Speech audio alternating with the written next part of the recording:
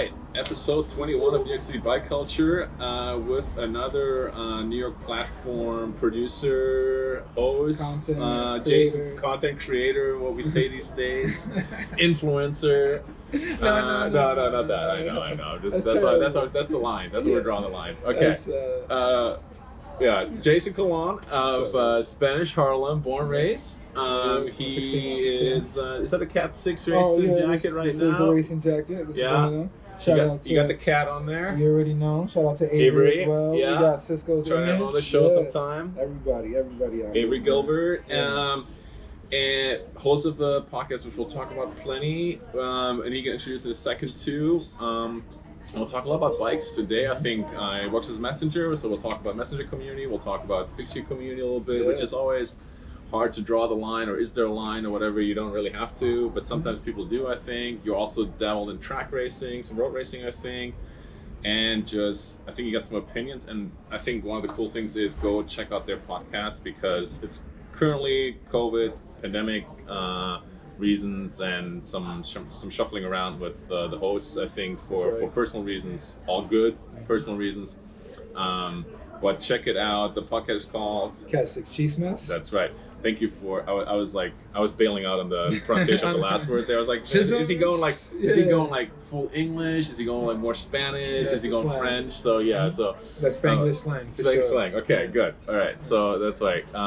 So check it out. It's on the whole Apple and all the usual outlets. You can find iTunes, SoundCloud, wherever you get your podcast from, we're probably there. And I'm just going to start just for a minute talk about the podcast before I let the guy introduce a little bit more himself. But I really want to recommend it off the bat because I think it's very real and it's in some ways what I'm trying to do. But these guys are much deeper in one part of the community that I'm totally not that connected to, which is the fixed gear messenger community. And I think you've had some awesome guests. These people will, some of these names will be familiar to some people, some of them won't be, but a lot of people who are big names in the fixed gear messenger community, like David Trimble, the organizer of Red Hook, and that's maybe the one thing he's known for in the mainstream media, but he's known for a lot of other things too. He's a fast rider too. People like Lucas Brunel, and you can talk more about the other ones. He's kind of well known for his controversial for his YouTube videos, let's put it that way. But he's a character for all I see. We'll get back to that later. So we'll talk a lot about bike riding, a little bit about racing, a lot about the community, I think, too, because the other thing where I'm super pleased that, and Jason actually called me out, he's like, hey, you're going to have a podcast or you're going to have a platform, you got to talk to me because I was the one with some other guys who started the first one, which I love. And you guys go back to 2016, right? You again, they deserve all the credit. This is about respect. I wanted to make it seem like that. But you gotta make a scene. No, you gotta make a scene. I think credit what credit's due because you guys had I also didn't count them like you didn't, but close to 100 or something. A lot of episodes, a lot of seasons. Really close. And again, with the community in mind and doing the same thing I'm trying to do in a lot of ways, so I don't want to steal their thunder. I'm just gonna do it a little bit more road focused. I think you guys have their own specialty area and a little more a northern geographical focus. I'm all the way down southern Brooklyn, southern Brooklyn. Shout out to Brooklyn. Shout out to Gravesend, and almost Coney Island. And the thing with that is, I think you guys are doing a lot awesome stuff for the community and have done, and given the same thing here, given a lot of people voices that have a lot of interesting things to say, and you've also tried to not censor and filter them too much. I think there, and we'll talk maybe a little bit later about where you should censor and maybe not. It's a question for later. And I've had the pleasure of having people that I haven't had the feeling yet to censor them, but we'll talk about that maybe if you do too or something. But I think you get a really good feel for what the community is like for your podcasts, and I think you guys are talking about the same things a lot of ways that other people are talking about, who are maybe in more mainstream media positions, and you have the same kind of views that are just as insightful. I think with a format where you guys had 3-4 hosts that really always brought out different perspectives. I feel like we've already talked about the podcast now, but we'll come back to it in more detail even. So Jason, tell us a little bit more about yourself. Tell us what do we need to know about Jason Colo? Well, picked up a bike around the age of 27 due to a few knee injuries and rehabbing. What did you do before when you got knee injuries? Basketball? I was just straight basketball, all the sports. So I was into basketball, baseball, and then I worked a lot in sales and retail, so I had a lot of time to focus on sports. So unfortunately, got a knee injury and torn my meniscus. Was on the road back to that, and just on a stationary bike. I used to watch YouTube videos off my phone. Like in the gym? Yeah, you know, and then all of a sudden I would see Lucas Brunel video, line of sight, and I saw these guys going in the streets crazy, and that kind of like led me to like a rabbit hole of like all YouTube videos.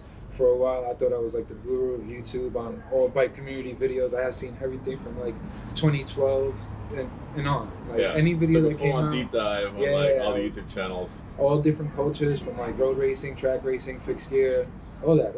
And I had, once I was cleared to go, I had a mountain bike, and I would ride my mountain bike all the way to Canal Street so I could play ball and then ride it right back to Harlem. But as it was like some junky like mountain bike, right? And through a friend of mine, Thomas, his brother took me to a recycle bike in Queens, and every day I showed up. I had showed up with a women's road frame, a Peugeot, and I basically told him it had the down tube and all that. And I basically told him, hey, can I turn this into a fixed gear? First of all, Ramel Anderson laughed at me, laughed. And I'm like, yo, I don't get it. What's up? What's going on? And then he explained to me like the levels of it, and I was like, all right. So like I had to admit to him like, yo, I'm just green behind the ears. Like I'm new to this. I'm a super rookie. And he's like, oh, you one of them premium rush dudes. And I'm like, I didn't even see the movie at that time. And so this was already. This is when? What year? You remember? 2012, 2013. So this is already a stereotype around then, right? With Premium Rush, the movie, and a lot of people. I think I've talked about this with I think a couple other people too, but that was like. Maybe you see differently, but like the height of that like fixed gear boom, there was a lot going on. Red Hook was on the rise. A lot of people, younger people, getting into it, and not just. It was starting to become a little less niche, is maybe the right way to put it. Okay, so fixed gear. You got called out as like you're one of the Premium Rush dudes, but and this is before I even knew anything about Premium Rush. Okay, you had done all the YouTube videos, but you hadn't watched Premium Rush. Okay, yeah. So I finally. Ramel Anderson hands me this bike with a seat post in it, and he's like, yo, if you could file it down and get the seat post out, it's yours. Every day I return, trying to seize that, trying to like file it down. He saw the hard work I was putting in it, and that I really wanted it. So towards the end, when I did almost get the seat post out, he just looked over onto the wall and just saw this track frame, and he was like, yo, how tall are you? I'm like, yo, I'm around 6'1". He was like, oh, this one's gonna be perfect, and just handed it to me. And we were able to build up a bike. He started me out on a coaster brake first. So these are bikes that he had at home, or is no, was he this working at the bike shop? Yeah, recycle bike. Okay, which was a foundation, that taught kids to like be bike mechanics and stuff. Shout out, I think her name was Karen. I don't remember. But they teach you the skills, and then you can build up a bike yourself, kind of, right? And they teach you how to do that. Yeah. And it was So after that, like I said, he put it on a coaster brake first, and within that first month, every day I rode from. I lived close to Central Park, so it would be 2 laps in Central Park. Yeah. And then ride down the West Side Highway, Brooklyn Bridge, Manhattan Bridge. Oh yeah. Okay. I think he wants you to move your belongings just to be safe. Thank you. Lose it. Thank you so much, bro. I can put it in the back here. Okay. Yeah, so you start getting into it. Yeah, I started getting into it. Heavy. I was like a hype beast. I mean, I was. Remember what the bike was? Like, was it just like a random, like whatever they had on the wall, kind of? So it was a Bianchi Pista. Oh, nice. From like early 2000s. Yeah. And I had put it through so many paint jobs before I actually. My next bike was a Bianchi Super Pista that I had saved up from working all winter. Yeah. And I was like, all right, it's time to upgrade and stuff. And so that was pretty much how I started on the bike. And like I said, every night 2 laps Central, West Side Highway, straight down Manhattan. Straight down to Brooklyn Bridge, Manhattan Bridge, Williamsburg, Pulaski, Ed Koch, back home. Oh wow, all the bridges. Yeah, and since it was nighttime, yeah, it was always free. And, so you get your hills in, and you do a couple of laps to Central Park. That's good riding. Oh, it was great riding. I mean, it propelled me. You know, I had a little bit of athletic background, but I didn't know like where was my fitness level at, because I didn't know who to even talk to race, street racing, or even track racing. So I was just out there trying to like Cat 6 people before I even knew what Cat 6 was. Yeah, it was fun, man. It was a great time. Like I said, I was green behind the ears, so I didn't know anyone. So it was funny to like try to say what up to some people on the bike, because some people were receptive and they'll be like, hey, what's going on and all that. And then you'll give the head nod to somebody and then they'll be like, they'll look at you, look at your bike. And then that's when I learned the elitism in cycling. And I was like, you're not even going to say hi? Like, I don't know why I took it so personal, because like, I think about it like, nobody has to say hi to you. Like, you know, who are you to like, that I got to respond to? Yeah, I feel the same every time. It's like, well, do they really have to say hi? Or like, but I think it would be good. But like, you feel like, okay, you on a bike, I'm on a bike. It's nice. But I think you're right. I mean, it's like, it's not like your first response to say hi to some random person on a bike. I mean, it's New York City. You see like thousands of people every day, right? For me, it was like, yo, you can't even give me a head nod, because you know I come from like the athletic background. So like, if you see another ball player, you're gonna be like, yo, what's up? Yeah, what's up? It's that you're looking for. Totally, I get that. Word. So once I didn't get that, I would be like, yo, what's going on? Why is this person like this? And then I quickly learned, and I remember just going down like Fifth Avenue and trying to cat 6 somebody, and then they were like, yo, you should come out to this next alley cat. At this time I was still working as a messenger, so like I was doing Postmates, because no other company would want to hire me because I was a rookie. Yeah. So just making connections through racing and Postmates actually, you know, propelled me into the scene, and from there, like, I didn't look back. Yeah. I started doing like alley cats, and I was actually doing well in them. I would podium. Yeah. Even though like on that checkpoint, I know a couple of people have, you know, explained it, like Vincent before. Yeah. If you can stay with the main pack, it's in a bit of an advantage, because you know it's easier to go through traffic and stuff, and then you don't really have to keep searching addresses. Right. You follow the people. So you know, but then like when you follow the front pack and they don't know you, they feel like, because they don't know how you ride and stuff. So like, you know, it's all about judgment. But you got to build up credibility too. You got to build up credibility, and you know, quickly I was able to build that up, and it's been fun. One of my biggest rivals, actually, some of my biggest rivals are Dominican Chris, Cooper Ray, Lalo for a little bit, if people remember him from the scene, but he stopped racing. David Rodriguez, which is an up and comer. David Ramirez. I'm sorry, sorry to butcher your name. All good. So you know, just Jurgen when he was out here. So it was. I think we talked about a couple of those people too with Vince. Yeah. So So you know, we're pretty much from the same like spot, because Vincent's also on 110th. So these were all the same people we would see. And then I remember Vincent coming up too. I'm like, he would come to like not so friendly laps and stuff, and it was fun. It was fun. It was good seeing my growth and then witnessing the people behind me and their growth after. You know, it's been, you talk about that credibility, and you do kind of need that. And then you get that respect factor, because the more you grow as a cyclist and the better you become, it's just something that comes with it. Yeah, I think you're right, and I think it's in some ways it's needed, right? I think it's important to be welcoming people, but I think you can't expect that if nobody knows you and you're riding. You know, it's the same with road cycling. You're riding on a peloton, and like somebody is like riding with you next to you, and they're riding a little closer, and you've never seen them before. Like, you don't automatically trust them necessarily, right? Because For sure. It's dangerous in the end. You know, it's like they're making the wrong move, everybody's going down. And you're like, you know, if you see them behave in a way that you're not really appreciate, then I think I can understand that reaction to some extent. And it's the same when like people are trying to ride behind you and like, you know, in Central Park or something, they don't know you.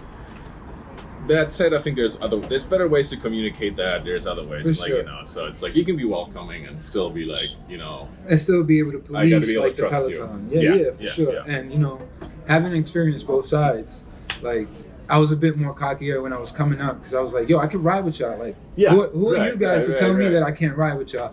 And then noticing that once you hit a certain level, you need like some kind of understanding to be able to ride in a peloton, because there's wheel chopping, there's elbows, there's like all that can go on. And if you don't trust the person you're riding next to, even though you're on different teams or whatever, you know, this community is so small that you see the same people riding out, and then once you get into categories, like, you're gonna see those people over and over again. And that really helps, right? Because you're like, oh, I know that guy, I know how he rides, I know I can his follow friend, that wheel. I know his wheel. Yeah, you're right. And then like the strategy begins, but it's also that like it's the chess match after that. Which we all love, right? I mean, well, most of us, depending on what level. The guys are just stronger than everybody else. They're like, oh no, that's not good. Like, because otherwise, I could just ride you guys to shreds if I didn't have to worry about that. So, but yeah.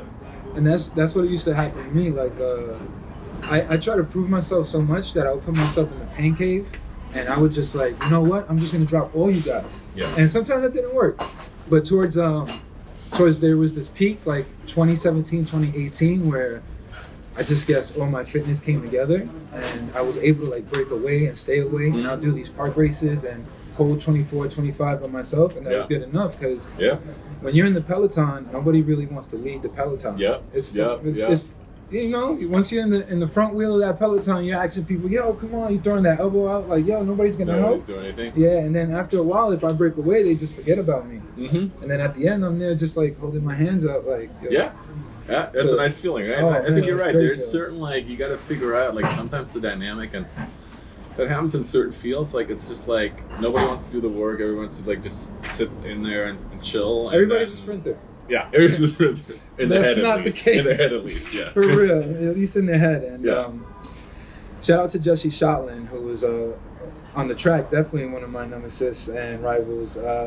This guy, real cool dude, but we would do these track races at Casino, and you know, you already know, Pike. It's our community. Yeah, I'm telling you already know. You always see people everywhere.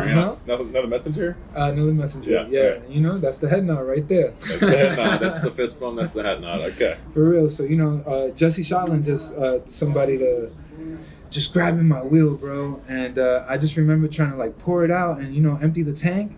And being gassed, thinking I was gonna be crossing the line first, and then all of a sudden, this like small dude just jumping out and getting in front. Oh man, those used to, that's it's all good. It's all good. It's all a learning experience. That's how you learn, right? That's how you learn. I always say like every race, every like time you still learn something, and I think you can do something better. And you're like, oh yeah, I remember that. Like, I would just hate just like dropping all that power and then second place. And it's like, yo, what did I do this? Should I have just waited? But then it's a disadvantage too, because like I can't do that for him. Yeah. Like I can't hold his wheel and then be like at the end try to cross over. One, he's gonna see me. Two, he's just gonna feel me. Like but that's why I put myself in the pain case so that way I was able to like. But it's just so hard to continue to do that. You can't keep that up all year. No, that's hard. Yeah.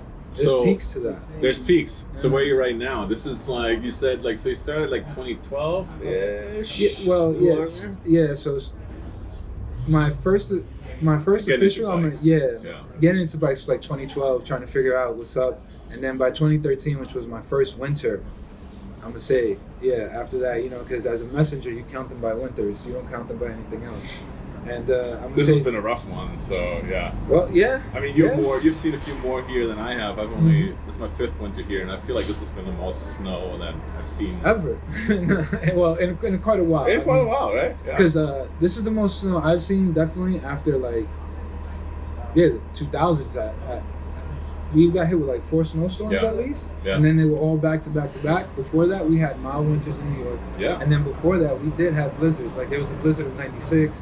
There was a few blizzards I grew up in, but for the most part, New York was mild for a winter. You'll get the cold temps, but you wouldn't get the precipitation. Not like 4 snowfalls within like 5 weeks or something. It was crazy. 4 weeks. Yeah, it was crazy, and I didn't want to do anything during those snowfalls. And messengers still have to be out there, I guess. So, I mean, you talked a little bit about the flexible. We can get into that still, but let's finish up the winters. So you got into it, and then you kind of got into fixed gear riding, got into fitness, tried some alley cats, and then the natural progression. The next step was like track, or was like more straight to road the track. Cycling? Straight to the track, because obviously you have the bike already, essentially. Yeah, which is like no need to spend more money, right? Exactly. Right. So that's the thing. That's usually the transition. You get your bike, you start working, and then at least for my progression and my transition.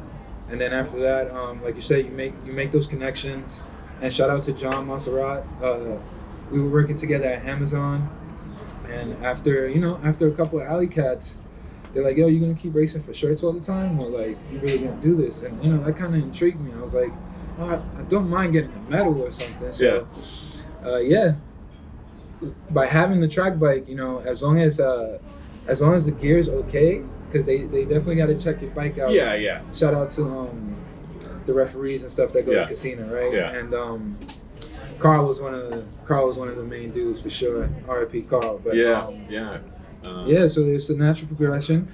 So from there, they check out your equipment. They're like, okay, you can race. And since I already had the bike, I was like, all right, I don't got to spend another 1,000 or so on like a geared bike or anything. I don't got to maintain it too much. Mm-hmm. And I never did a track clinic, but like I said, I was on every YouTube video and all that. So I feel like just watching all of that, I was able to understand. And then I say 2015 was my first season at the track, and Cat 5.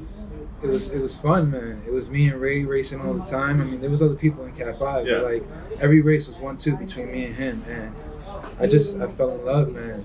Going around the circles. Perfect. Thank you.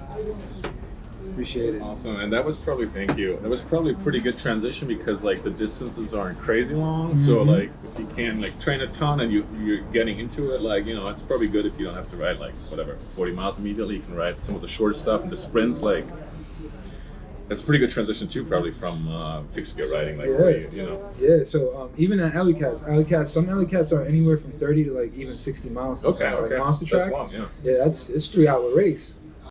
So, you know, having that background at the track, it was actually a bit of a learning curve, because like, you know, I went from just going all out to now learning how to like reserve and trying to because some races are actually long, like a points race or an elimination, depending on the size of the field. So just having to learn like the different rules and more chess games, and I've never been a sprinter for some reason. As big as I am, I just can't. I can't turn the power on the pedals that quick. Other people just like straight pistons. I'm there nah. My advantage is I can go long for a lot of power. So that's why I became like try to become a breakaway artist, and that's where I hold my hat on. But it was fun. It was fun. It still is fun growing up and trying to go through the levels and categories. I was able to actually become a Cat 2 track. Awesome. And then on the road, which I started, there was this thing, I used to tell myself I would never go road, stay track all day. Yeah. But, you know, just through the progression of a rider. And a lot of those river road rides weren't as comfortable on the track bike until I got the road bike. I didn't know how to appreciate a river road ride until I got a road bike. So you went out that way. Which we should add. It's just, it's not that problem. I would imagine it's not that it goes up and down, but how bumpy it is. And like, terrible. It's a terrible road really that we take all it. It's very scenic, but whoo-wee, it is bumpy. Terrible, right? And then I wanted to get into more crit racing, and because crit racing is actually my favorite out of all. But there was only so many track crit racing that you could do, especially locally.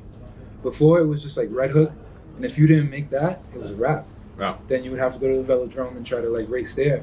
But you know, it's not as technical because it's just left turns all the way. Wow. So I was like, you know what? I really like crits. I've been doing well in them.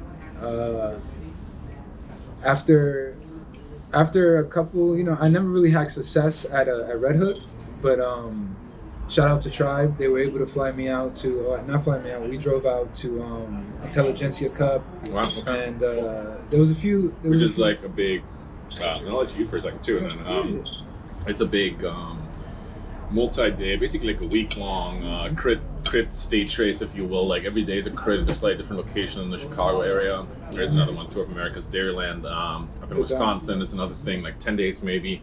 Those are like the two legendary kind of American crit series, like over the summer. If you can make it out there, totally recommend. It's we'll talk about that too. The thing with I mean, if you want to get into it, if you like crits, then you have to kind of be a road rider, because like yes, there are some fixed gear crits. A lot of them have kind of mission crits still there in California, right? The Bay Area. Yeah, well, but what else is left now? Yeah, right? We got to see, because as we reopen and races come back, but for a while, it was just the major ones where it was just like Red Hook or Mission Crit, and then Red Bull Last Stand came out. So there were a few things popping up, but you really had to travel and like really get to those races. Oh. And as you know, money is usually a big issue with that. So like it's hard to get to those races. But and the way they did Red Hook, I mean, especially last year's. I mean, I went there and there's like what 6, 7, there's several qualifiers, but you know the fields are stacked, and after a while, like you have people showing up who are like very good amateur / low level pro riders, like. And you know that the average guy is going to have like a 10-minute experience, and then they're either out or they're probably out, and then maybe the last chance run, but then they're like further back there, and like knowing the course is almost impossible to pass. It's, I mean, I the way I looked at it, it's like once you're in the position you're in, as long as nobody crashes, you're pretty much there as long as you can hold on. And you're with the gears and like so one straight away where you're going to pass, you know. And on fixed gear bike, you can't like outbrake somebody really. People think they can, but very few can, you know. And if you look at the races, they're very fun to watch, but I feel for those people trying to qualify because it's so hard. Like, so hard. And then, you know, it's so easy to make a mistake and crash because, you know, you're there. This is like basically your shot to try to see if you can get that nighttime photo. So, you know, you're going to go. Yeah, you've been there for the big show. Yeah. Which is, I mean, I went once or twice. Fantastic atmosphere, like everybody banging on this, you know, and like you're just riding there, and it's a good time, you know. People have beers, and you got the view of the skyline, and I mean, I hope it's gonna come back in some form, but that was same. I have some good years, and that's why I mostly like the crits, because it reminds me of the atmospheres that I used to grow up in, you know, like playing baseball and basketball. All that attention's on you, and everybody's there either cheering you or booing you, and you know, when you road race, sometimes like those distances are too far, there's nobody really there, it's you against the peloton. So that's pretty chill. And then even at the track, like, you know, it's still it's enclosed, but it's only a selected people, like friends and family come through. With the crits, like everybody's just going to show up for the show. There's like, more people out. It's NASCAR on bikes. And that's what intrigued me most about it. So it's a lot of work to put in, man. It's a lot of work to train.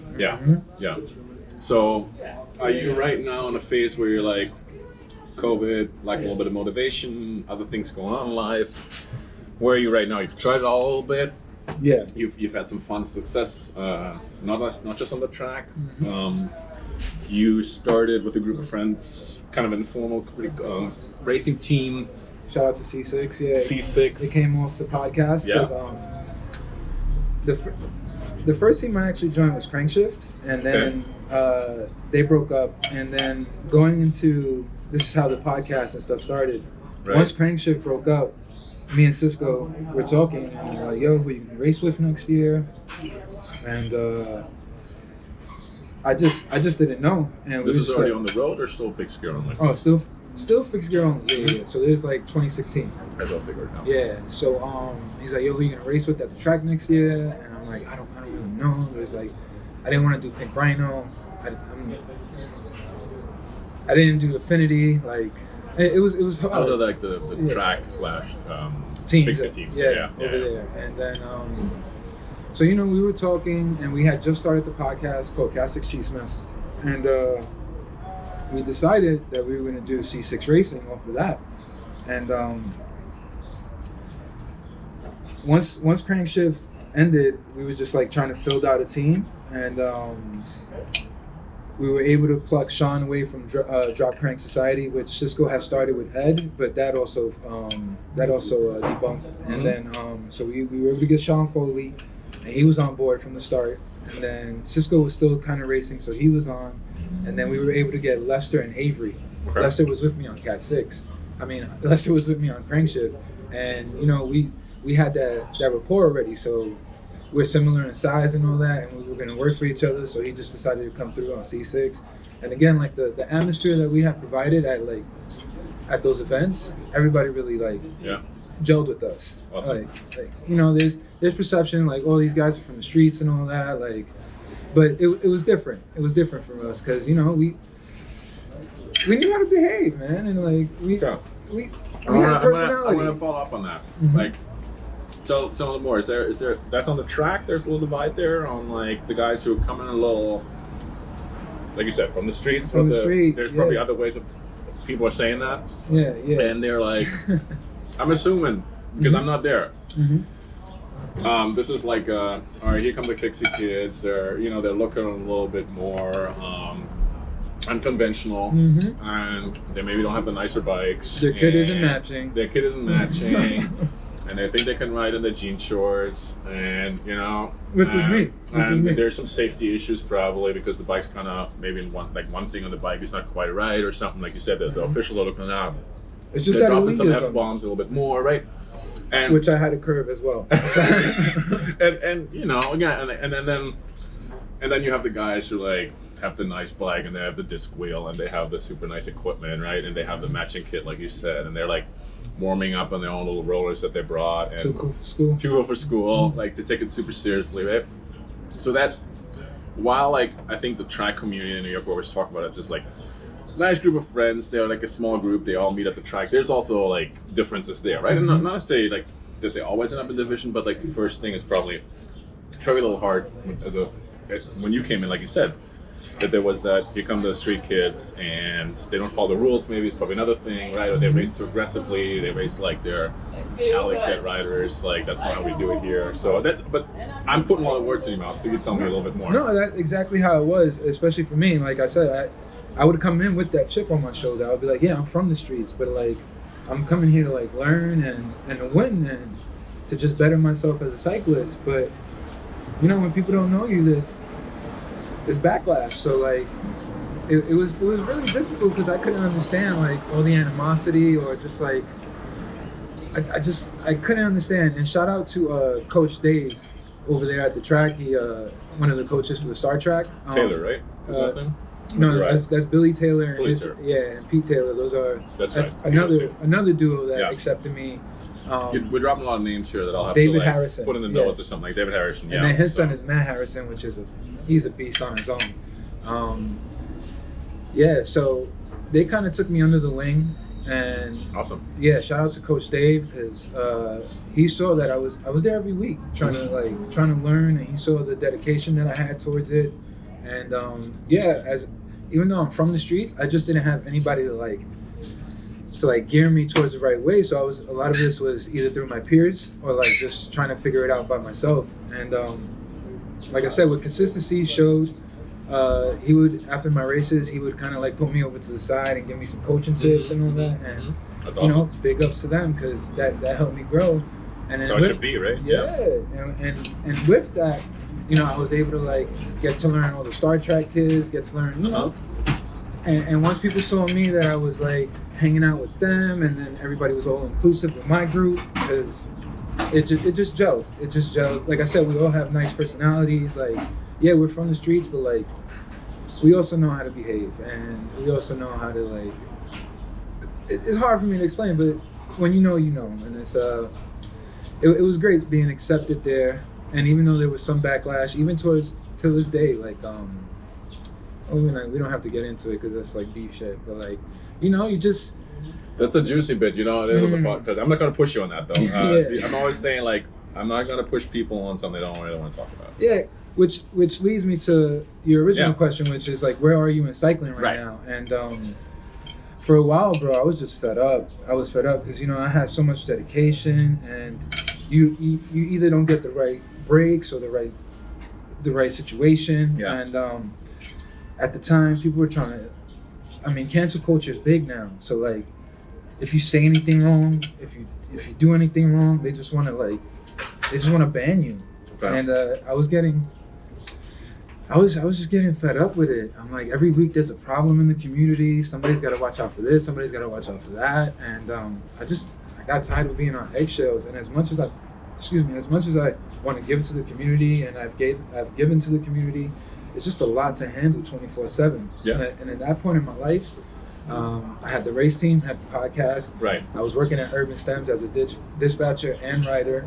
So like my life revolved 24/7 on the bike, on and off. I was around the bike. So I kind of got burnt out for a little bit. You're hanging out with the people in the community too in your free time, probably, right? All the time. Yeah. All the time. It was, you know, I even stopped hanging out with like my friends because like everything just pushed me to like the bike every day.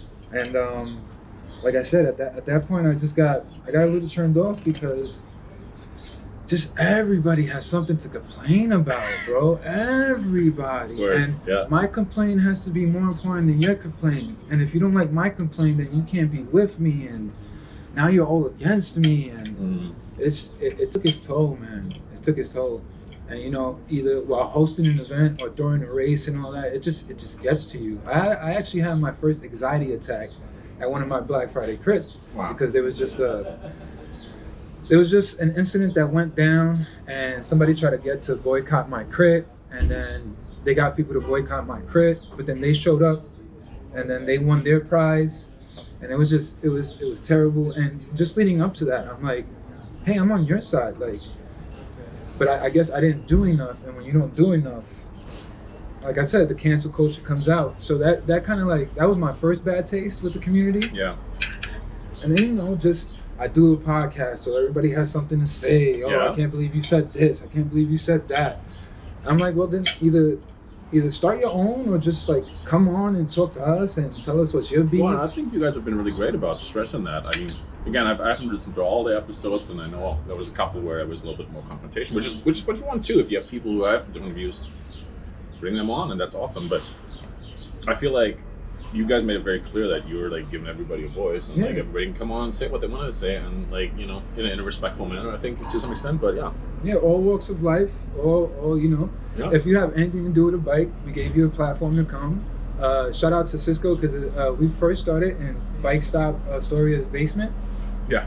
And if you hear like the first two episodes, so we start in the basement, then we go to the first floor, and then Cisco goes, hey, Tuesday nights, they got bowling for like $2 over here at Bolero at the time. All right. So then we're like, all right, cool. So we show up one time, and then he's like, yo, we should just do it here. And then we tested it out with the sound and everything. Yeah. And you get the little background music, you get the little bowling pins in the back. And it was great because, when you do, it's a great atmosphere. You're able to drink, you're able to do whatever you want, before the podcast. Yeah. And interviews can be nerve-wracking, you don't know what you're going to talk about, you don't know how it's going to lead. So people get nervous, and I think it was a great way to like get people to come through, just hang out with us real quick so they can feel like, hey, now I have a rapport with you, now I feel a little more inclined to talk about more things. So, we'll bowl, we'll drink a couple beers, smoke break, safety meeting, and then, once we did all that, you come to the table and talk your shit, talk your stuff. Sorry. No, as I said, I'm not usually censoring. I haven't had a censor at all, and I think there was a couple other people who have dropped a few bombs, but nothing. Once you get the ads coming in, for sure. That's what we hope for. The goal. Mm-hmm. No. I think I'm keeping this sufficiently low key. Yeah. I'll take this. Thank you. Yeah. Welcome. And I think it's leading. Thank you. So we naturally transitioned to the podcast, which I think, you, like you said, you did a lot for the community. So are you still fed up right now? Is that a recent development, or are you right now with COVID? Probably you have a chance to think about everything since not that much is going on. You have a little chance to think about things. Whatever, maybe focus on work or other things, and then think about what you want to do after.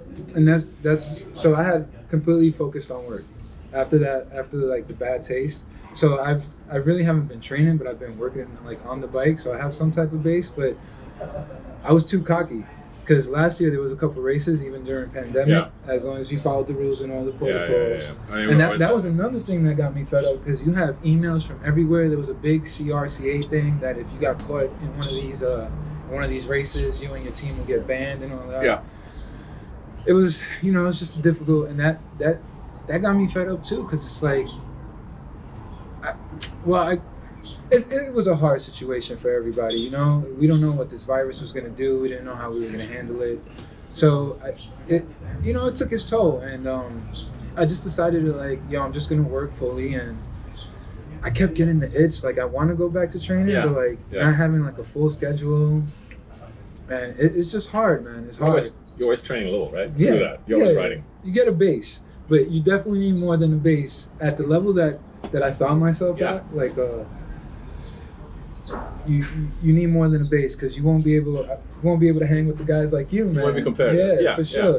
Especially in that 1, 2, 3 field. Yeah, for sure. Which is fun. Yeah. Oh, it's a fun the goal. best. It's the best, bro. It's that rush, man. That's what I miss most. It's that rush of being in the pack and just knowing you got it and you're not breathing heavy. Yeah. When you're feeling good in the pack. You're in the zone. And there's that zone. I 100% agree. Man, and I miss that's what I miss most. The first time I ever got that was I did the Red Bull Velodrome. Yeah. And just, I was still pretty new. This was the little tiny velodrome that they put on? The figure 8. Oh, the figure 8. I got the figure 8 one. So this is like a Red Bull special event. That they came to New York City and put it on. And they held it out in Queens, and it was mad chill. I was asked to go, and I was gassed because I had the opportunity to like race in front of people for the first time in that enclosed. I hadn't done a crit yet, so like I was in that enclosed sphere. And just hear everybody saying like buckets and all that, and the lights on you. I was like, oh, this is great, and it was fun. I made it to like the semis or something like that. Shout out to Johnson, shout out to Dave. Like they really killed it, and Addison Zawada, and big name in the fixed community too. Yeah, man. Yeah, so it was a good event, and then just. Mission Crit, which I was able to win the B feature. Oh wow! Okay. Yeah, that's big. Oh, that was huge, man. So this is like, I want to say the only one, but like the only one everybody kind of knows about that's on the West Coast, in the Bay Area. I don't know where exactly, but and that's a big event too. It's very much like Red Hook, I think, in terms of well now it's the Red Hook, I think. It is the Red Hook until Red Hook comes back. Right, until Red Hook comes back, and then. But it's very competitive, and it's not an easy course. I think there's like a hairpin bend in there, right? It's a little different than the Red Hook, which is like tight, but you have a little bit more space probably. But and it looks more like a crit rising hills. You definitely need your fitness to be able to compete in that, and so that's pretty sweet. Oh, it was awesome. Get some cash for that? No, I didn't get some cash for winning the B feature. Yeah, so I crashed out on the qualifier. Because people crash out in front of me, and then you try to get back on, but you don't have the time. I've seen some of the YouTube videos. Crashes happen. Oh my god! And then I still, you get the second chance race, which is the B field, and then from there I had a really good showing. Into the last lap, it was a peloton of about 5 of us, and I just out the corner I was able to like out sprint everybody. That felt amazing. And then that's awesome. I was able, so I had left my Cat 6 kit back in New York, and shout out to Gene Padilla, ex New York City Messenger. He's out there in Mission District in San Francisco. He lent me one of his kits from TCB, and rocking that TCB kit, everybody was like, all the homers from San Francisco, they were looking around, they were like TCB, and then they would see me with like the beard and the necklace. They were like, who is this guy, right? And shout out to Chaz, because I've raced with Chaz a few times as well. He saw me in the TCB kit, and he was like, oh dude, you're repping, oh that's great. And that was great. But yeah man, that B field it's definitely a highlight of your race. Oh, for sure. Being a fan favorite in San Francisco was definitely So I win the B field, and then I get to start on the second line. So that's what we get for winning the B feature. And that's pretty good. So you're right behind the big guys. Bro, I'm right next to Stephen Schaefer, Justin Williams, and I'm like. I'm one of those amateur semi-pros now, and I'm looking around. Now we're talking definitely people who are like pro caliber racers. Dude, that was like my first experience to be like, yo, you're here, you made it. Yeah. And I lasted about 75% of the race because like I had. Dude. It's probably longer than I would. I mean, that's definitely on the fixed gear. That's definitely longer than I would have lasted. And even then, like those races, it's another level. So like the park races here, I always say they're fast and they're hard. And they test me and everybody's limit, but like that's another level. When it's at your limit the whole race, when you're like every lap is like, can I make another lap? And then you've raced 4 times already in the day. You didn't get that first round bye where you can go just straight to the feature. That adds up real quick. Yeah, especially with these super intense races where you're sprinting the whole time. And then I was there for a few days before that, so riding my bike on the race ratio in San Francisco on those hills. Oh man, I sabotaged myself, but either way, it was such a great experience. No, that's awesome. I came back, I flew back, and then the next week is Red Hook. Yeah. So then I'm like, oh, I got this. Nighttime photo mine, right? And had a horrible start again. Luckily, unfortunately, there was a crash that we all had to restart. Okay. And then in the restart, they gave Miguel Inderman's son. He had a 10-second lead, so he's off. Okay. And now there's like 2 laps remaining, and I was able to fight my way to the front of the field, and it was me, John Kingsley, and a couple other people, but me and John Kingsley 1 and 2, and I'm just heading into the last, like one of the last turns, and again you hear buckets, buckets, buckets. Yo, I'm so hyped, right? I'm not even breathing hard. I'm just hyped. And then all of a sudden, I guess I hit a grate, and my back tire explodes. Explode. Dang. I got video on the IG. Full boom, and the bike just like swung up. I just landed real hard, and luckily I was able to salsa my way out of like getting hit from some of the other people. Okay. It caused a pretty big crash, which I'm always gonna regret. But like, yeah, I mean, I don't think you did anything there that this stuff happens. Yeah, they knew it was a mechanical, so it wasn't that they didn't trust me. And then, like I said, I've been doing these races, so like when you go to these races again, you start seeing familiar faces. And then people knew about the podcast by then, so I was like, oh, stop it. I was a little, I was a little fanboy. for sure. But those are great experiences, and yeah, I mean, I think you can hear that. You can hear that in the way you're talking about the story. So like the excitement, like that moment. You're still in that moment right now. Yeah, for sure. And then coming back and being one of the dominant guys on the track, and then learning how to road race, which is a different field as well. Going to Floyd Bennett, which I know you. I love, but you're a big guy. You're a big guy too. You get it. Yeah, for sure. As long as it's not 95. No, I need it like 55. Yeah, right. colder is even better probably, but 55 is comfortable. Yeah, for real. So I don't have to freeze with everybody else. And then that field, man, so many hammers. You, Scott Savory, like there's a few guys, man, and I'm just like, okay, this is where I need to be, but.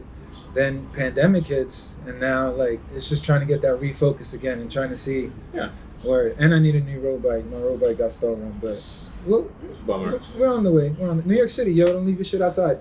Don't leave your shit outside. Like what you just said, keep your belongings close to you. Always good to be safe than sorry. So you're ready for something new after the pandemic, and we'll figure out what that is. You're thinking about it. You're busy with work. Yeah. Not a lot of races anyway. So maybe this is a natural break because we keep touching on the podcast, but we'll do that in the second part.